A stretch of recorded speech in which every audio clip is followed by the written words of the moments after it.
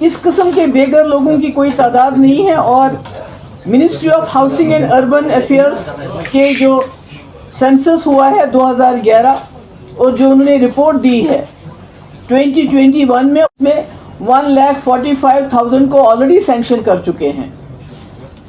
اس کا مطلب ہے کہ 2 لاکھ کو اگر ایک فیملی میں 5 لوگ ہی ہیں تو یہ 10 لاکھ ہو جاتے ہیں. تو یہ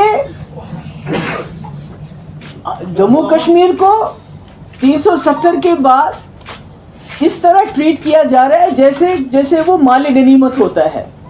پرانے زمانے میں جب جنگیں ہوتی تھی تو اس کے بعد جو بھی وہاں ہوتا تھا زمین جائیداد یہاں تک کہ لوگ اس کو مالی غنیمت سمجھ کے آپس میں بانٹتے تھے. بالکل 370 کو ختم کرنے کے بعد 370 کے حملے کے بعد یہ جموں کشمیر کی جو ہماری زمین ہے، ہماری نوکریاں ہیں، ہمارے ریسورسز ہیں، جو کچھ بھی ہے اس کو مالی غنیمت سمجھ کے ایک حساب سے لوٹ مچی ہوئی ہے. تو اس میں یہ کہنا چاہتی ہوں کہ پورے ملک کے اندر، پورے ہندوستان کے اندر جموں کشمیر ایک گرین بیلٹ ہے. تو یہ اس کو سلم میں کنورٹ کرنا چاہتے ہیں. کوشش تو ہونی چاہیے تھی کہ جو جموں کشمیر کے لوگ ہیں، جو یہاں کے اسٹیٹ سبجیکٹ ہیں، ان کی لائف کو بہتر بنایا جائے.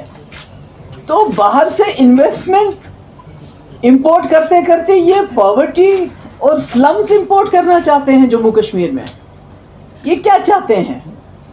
اور خاص کر اس کا جو سب سے بڑا فلڈ گیٹ جو کھلے گا وہ جموں سے کھلے گا. اور مجھے خوشی ہے کہ جموں کے لوگوں نے بھی اپنی آواز اس کے خلاف اٹھائی، کیونکہ وہ سمجھتے ہیں کہ جو پہلے سیلاب آئے گا وہ جموں کو بہا کے لے جائے گا، اس کے بعد وہ ہوتے ہوئے کشمیر پہنچ جائے گا.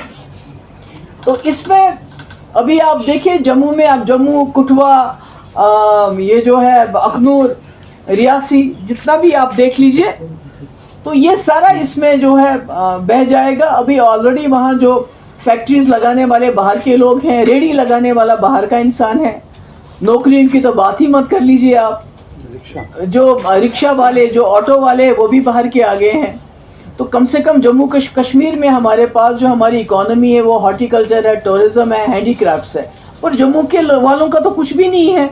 وہ تو صرف ان کا ایک ہی کاروبار چلتا ہے، بزنس پہ ان کا سارا کام چلتا ہے. تو جب اس قسم سے باہر سے لوگ لائے جائیں گے، تقریباً 10 لاکھ لوگوں کو یہ باہر سے لانا چاہتے ہیں اس نام پہ کہ ہاؤس فار ہاؤس لیس کے نام پہ.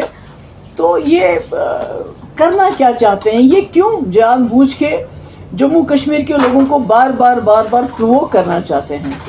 ابھی آپ دیکھیے لداخ کے لوگ پہلے ہی کہتے تھے ہمیں 6 شیڈول میں انکلوڈ کر لیجئے تاکہ ہمیں پروٹیکشن ملے ہمارے جابز کی اور ہماری لینڈ کی. ابھی وہ چل ہی رہا تھا. آج میں نے لداخ والوں کا ایک اسٹیٹمنٹ پڑھا.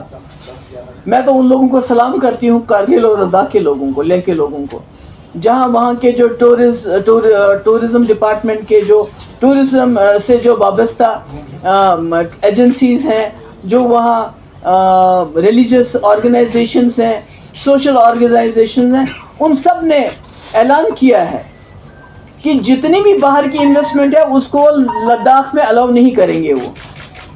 اور 15 جولائی سے باضابطہ وہ نان کوآپریشن سٹارٹ کریں گے. وہاں ایک کوئی بہت بڑا بزنس مین، شاید اس کا نام چوپڑا، کوئی اسی قسم کا نام ہے، کہ وہ بہت بڑے بڑے ہوٹل اس نے پورے دنیا میں بنائے ہیں. لداخ میں بھی اس کو بھی انہوں نے انفارم کر دیا ہے کہ جو آپ نے یہاں ہوٹل بنانا شروع کر دیا ہے وہ کام بند کر لیجئے، ہم آپ کو یہاں نہیں کرنے دیں گے. مجھے لگتا ہے ہم لداخ کے لوگوں کو پورا سپورٹ کرتے ہیں. اور میں یہاں جو ہماری سرکار ہے ان سے کہنا چاہتی ہوں کہ آپ نے جموں کشمیر میں جو اس کو رجسٹر کریں گے، اور اس کے اوپر دیکھیے گجر بکروال، گدی لوگ، فارسٹ رائٹس آپ نے امپلیمنٹ کہتے ہیں ہو گیا 370 کے بعد. تو اس کا مطلب ہے جو پورے ملک میں ان کے حقوق ہے، ان کو حق ہے، جنگلات میں ان کو حق ہے، جنگلات کے ریسورسز پہ ان کو آواز باہر تک نہیں لے جا سکتا ہے. جیل، ان کے جیل آپ نے بھر دیے ہیں. ہمارے کوئی بات کرتا ہے جرنلسٹ کو، میں نے سنا پہلے سے انہوں نے بلانا شروع کر دیا اپنے تھانوں میں کہ بھائی اس کے بارے میں آپ بات نہیں کرو گے. جو چھوٹے چھوٹے لڑکے لڑکیاں فیس بک پہ کوئی بات کرتی ہیں ان کو الگ سے دھمکیاں دینا شروع کر دیا کہ اگر آپ نے اس کے بارے میں خلاف بات کی تو ہم آپ کو جو ہے آپ کو جیل میں ڈال دیں گے. تو میرا یہ کہنے کا مقصد ہے کہ یہ غلط ہے. اور اس قسم کی کارروائی جو ہے آپ ہم کو مجبور مت کیجئے کہ جو لداخ کے لوگ نان کوآپریشن، ابھی تک آپ نے ہمارے لوگوں سے جو لوکل ہیں ان سے لیز لے لی ہوٹلز کی، باہر کے لوگوں کو آپ دے رہے ہیں، گلمرگ ہو، پہلگام ہو، یہاں ہو، جو یہاں سینکڑوں سالوں سے جن کے پاس لیز تھی ہوٹلیئرز کے پاس، ان کو آپ اس سے دستبردار کر رہے ہیں، باہر والوں کو دے رہے ہیں۔ اب آپ ہماری جو بچی کچی زمین ہے، کیونکہ زمین تو ہمارے پاس زیادہ ہے نہیں، جو بچی کچی زمین ہے اس کو آپ ہوم لیس کے نام پہ، بے گھروں کے نام پہ باہر کے لوگوں کو دینا چاہتے ہیں، اور شاید اس سے آپ کو لگتا ہے کہ 10 لاکھ لوگوں کو لا کے آپ اپنا ووٹ بھی بڑھائیں گے۔ اور یہ بھی عجیب ہے کہ ابھی سپریم کورٹ نے ہیئرنگ کے لیے ڈیٹ مقرر کی اور آپ نے دوسرے دن یہ کر دیا، آپ چاہتے کیا ہیں؟ تو میرا یہ کہنے کا میری بڑی معتبانہ گزارش ہے کہ ہم بڑے امن پسند لوگ ہیں، اور 2019 سے آپ نے خود کہا پتھراؤ بند ہو گیا، کوئی قسم کی کوئی یہاں وائلنس نہیں ہو رہی ہے۔ اگر سب کچھ ٹھیک ٹھاک ہے تو پھر آپ جان بوجھ کے یہاں کے لوگوں کو اس قسم مجبور کیوں کرنا چاہتے ہیں؟ اس قسم why are you pushing them to the wall؟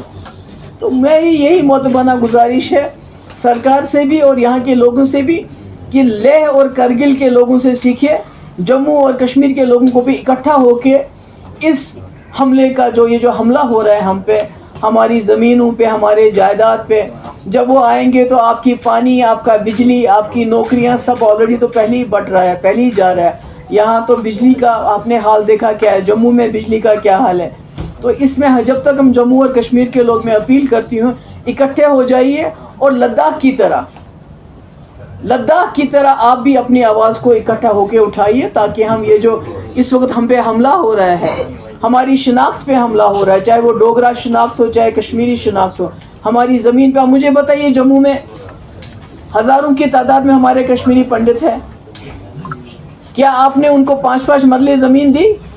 پہلے وہ گھر بنا لیتے، آپ نے تو ان کو فلیٹس میں بیچارے بیٹھے ہوئے ہیں، ایک ایک کمرے کے فلیٹ میں وہ بیٹھے ہوئے ہیں۔ اگر دینی ہے زمین تو ان سے شروعات کر لیجئے نا، ان سے شروعات کیوں نہیں کرتے ہیں؟ جو بے گھر ہو گئے ہیں، جو یہاں سے جموں چلے گئے ہیں مائگریٹ کر کے، ان کو دے دیجیے نا پہلے یہ 5 مرلے زمین، 7 مرلے زمین۔ آپ باہر سے لوگوں کو کیوں امپورٹ کرنا چاہتے ہیں؟ باہر سے سلمز کو کیوں امپورٹ کرنا چاہتے ہیں؟ آپ کے پاس اتنی خوبصورت جگہ کے لیے امپورٹ کرنے کے لیے کچھ اور نہیں ہے۔ بہت بہت شکریہ آپ کا۔ Any questions regarding this? اس کے بغیر کچھ نہیں۔ Thank you so much. Okay, God bless you.